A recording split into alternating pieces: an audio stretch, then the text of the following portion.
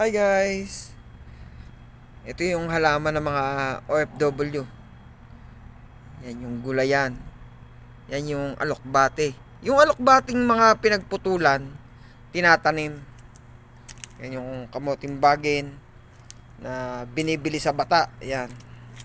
Ngayon, yung katawan niya tinatanim. May malunggay pa nga yan. Oh. Kita mo. So, ganyan ang kulay niya pagka taglamig. Yung kamatis, yan. Oh. Yung mga buto, yan, tinatanim. Sumisibol naman.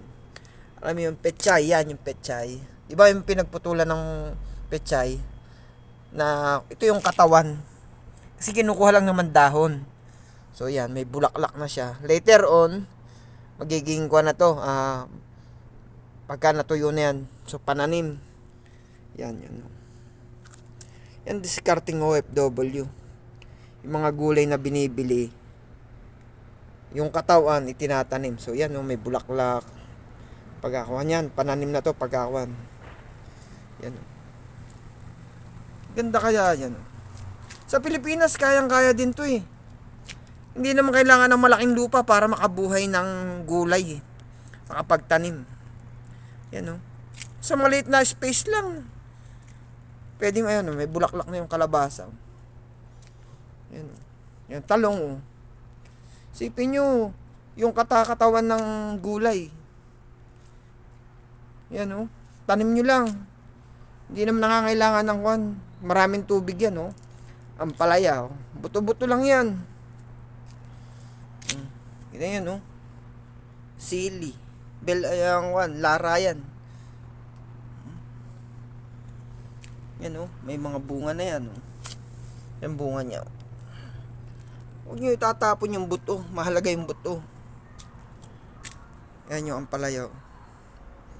Di pa tayo sa kabila. Oh. Guys, ito naman yung kangkong. Yung katawan ng kangkong yan. Oh. Yan. Yun naman, lemongrass. Yan. Yung katawan niya. Yun. Yung pinagputulan, tinanim ko. Yan. Sumibol na. Oh. Kangkong. Ito yung ano, tinanim ko. Yan. Yung iba may bulaklak na yan.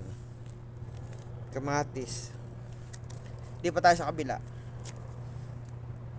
Nung tagaraw, summertime, tinanim ko yan. Yan. Yang kamuting bagin. So, ngayon, nung nagulay ako nung nakaraan, tinanim ko naman to. Petsa yan. Itong nakaraan, nasibulan ako ng sibuyas. Yan na, sibuyas. Tapos yan, ng broccoli. Ulang ko na isang araw. So, tinanim ko rin. Ngayon, nilatag ko dito yung yung nakaraang araw. Yan. Kasi yung kamatis, yung buksan ko, nung hatiin ko siya, may sibol na yung buto. So, nilatag ko rito, niline ko. Yan. So, yung mga naon ng kamatis, yan o. Yung mga taba. Yan o. Ning? Yan o, kamatis yan. So, ngayon, yung kasama kong isa,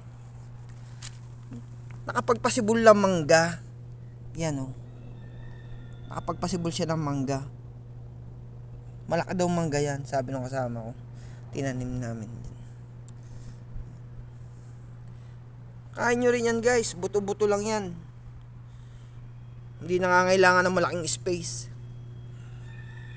Tanim nyo para hindi na bibili ng gulay.